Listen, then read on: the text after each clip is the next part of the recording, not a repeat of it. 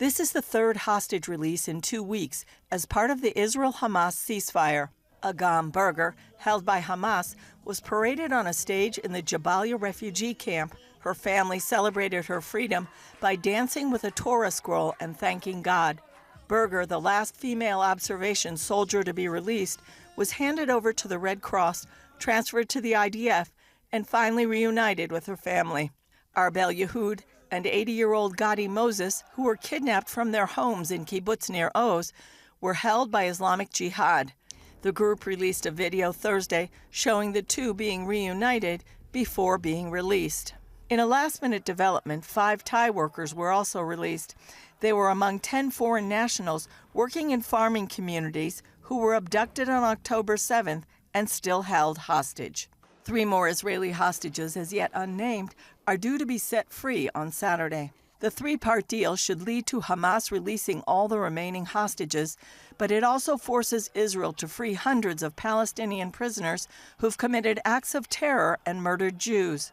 Jerusalem Post columnist Gil Troy told CBN News, even if the deal is worrying, Israel made a lot of gains in Gaza and Lebanon since this deal was first proposed last May. Since May, we've seen Hezbollah humiliated, Iran weakened.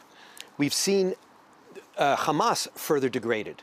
And so even though Hamas is celebrating, they're celebrating in ruins. Even though Hamas is celebrating, they've lost over 20,000 of their top terrorists. Israeli Prime Minister Benjamin Netanyahu met again with President Trump's Mideast envoy Steve Witkoff. In a surprise move, Witkoff visited families of other hostages today as they gathered to watch the hostages being released. I think it's wonderful how joyous the people of Israel are and all over the world.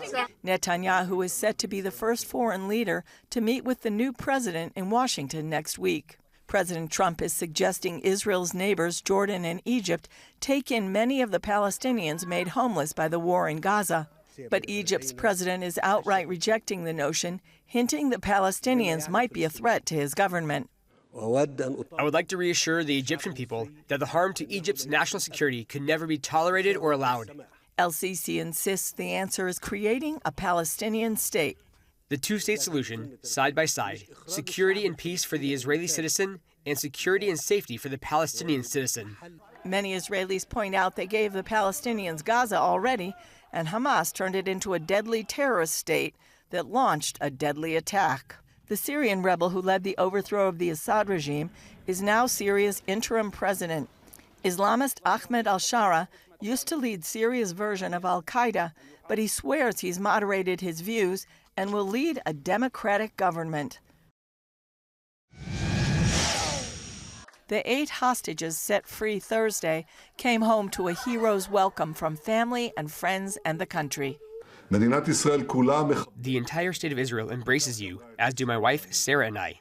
This release was achieved, first of all, thanks to our heroic soldiers, and it was also achieved thanks to the steadfast and determined stand that we took during the negotiations. On the helicopter to the hospital, Agam Berger held a sign thanking the country and saying, "I chose the path of faith, and in faith I returned."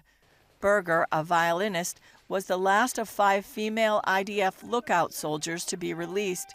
She had a joyous reunion with family and her fellow soldiers. Gadi Moses, who turned 80 in captivity, returned to Israel smiling and was reunited with his children. Arbel Yehud, who reportedly spent her entire 482 days alone, had a chaotic exit from Gaza. She and Moses were held by Palestinian Islamic Jihad.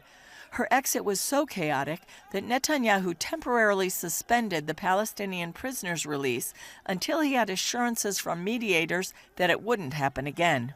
During the release of our hostages today, we all saw shocking scenes. We made it clear to the mediators that we do not intend to accept any risk to our hostages. The Thailand hostages, who have no family here, were greeted at the hospital by their country's ambassador to Israel. Thank you so much. I'm sure that they will feel at home here.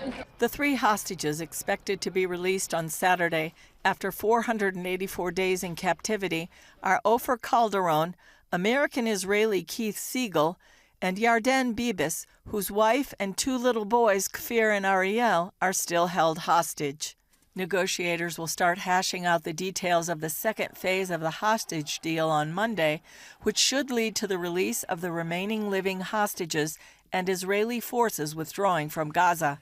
Among the 110 Palestinian prisoners freed Thursday in exchange for the hostages was a West Bank terrorist leader with the blood of many Israelis on his hands. Zakaria Zubeidi was given a hero's welcome by a huge crowd in Ramallah as he thanked Allah for his freedom.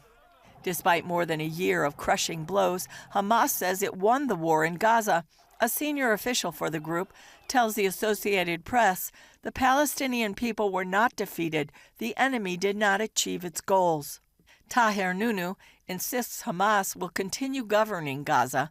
Israel says it will not withdraw from Gaza without ensuring Hamas is finished and cannot rebuild. It appears President Trump may be willing to use economic pressure to get Egypt and Jordan to take in many of the Palestinians left homeless by the war in Gaza. Both countries have rejected Trump's idea, but he pushed it again Thursday. They're going to do it. Okay? We do a lot for them, and they're going to do it.